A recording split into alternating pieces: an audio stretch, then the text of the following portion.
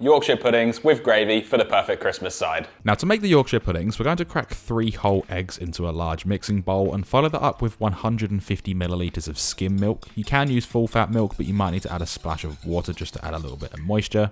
Just whisk this up just until it's a pale yellow and those egg yolks have combined. Then add in the dry ingredients, which is 60 grams of plain all-purpose flour, a pinch of salt, as well as a little bit of ground white pepper. Then get back in there with the whisk and mix until everything's smooth, and it shouldn't be too runny right now because we're going to be placing it in the fridge overnight, or preferably overnight. You can use it immediately, but the batter will be so much better.